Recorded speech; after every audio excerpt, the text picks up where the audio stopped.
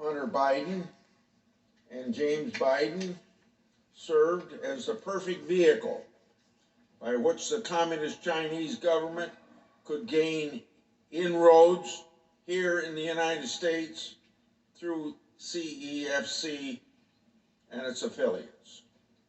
And these inroads were focused on Chinese advancement into the global and U.S. energy sector. Hunter and James Biden were more than happy to go along, of course, for the right price.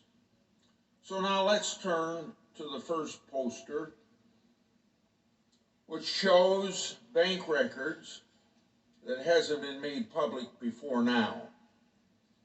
This is a portion of a document that we, meaning Senator Johnson and I, will release in full.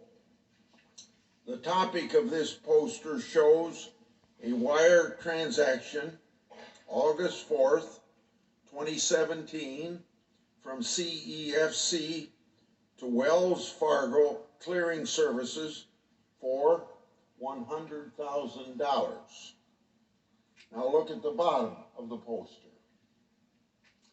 This is the underlying data of this transaction. It states, quote, further credit to Owasco, end of quote. Owasco is Hunter Biden's firm. Now, there is no middleman in this transaction. This is $100,000 from what is effectively an arm of the Communist Chinese government direct to Hunter Biden. So a second question to the liberal media and my Democrat colleagues who accused us over the last 2 years of distributing Russian disinformation. Is this official bank document Russian disinformation?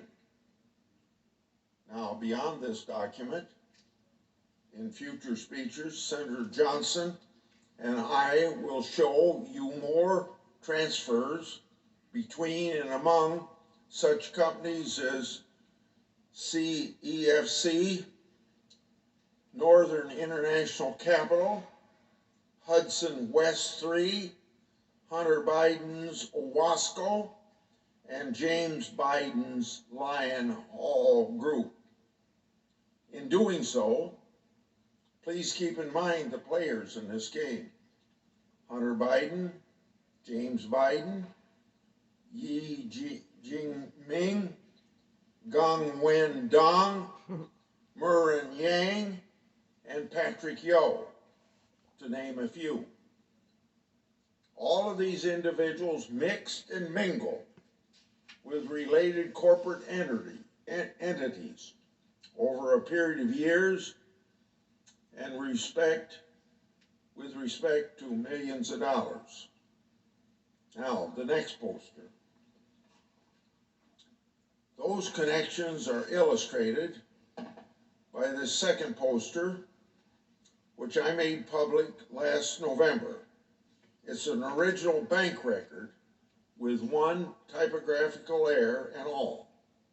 Here you have Hunter Biden, Gong Wen Dong, and Mervyn Yang executing an assignment and assumption agreement together.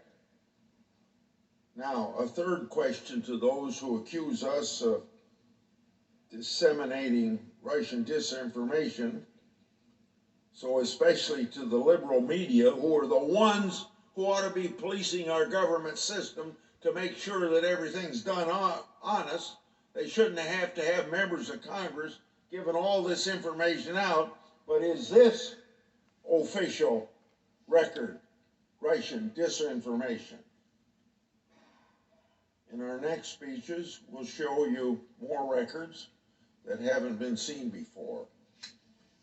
Records that undeniably show strong links between Biden family and Communist China. today is just a small taste. I'd like to know one thing before Senator Johnson takes over. He's going to describe to you the ridiculous attacks that we received, claiming that our reports were Russian disinformation. On March the 16th of this year, the New York Times unwittingly substantiated our reports by reporting on Hunter Biden's connection to foreign corporations and his potential criminal exposure. So what Senator Johnson and I made public last Congress is now a prevailing fact pattern that even the liberal media can't ignore any longer and falsely label Russian disinformation. I'll turn it over to Senator Johnson to provide additional examples of the media's attack last Congress. I yield the floor.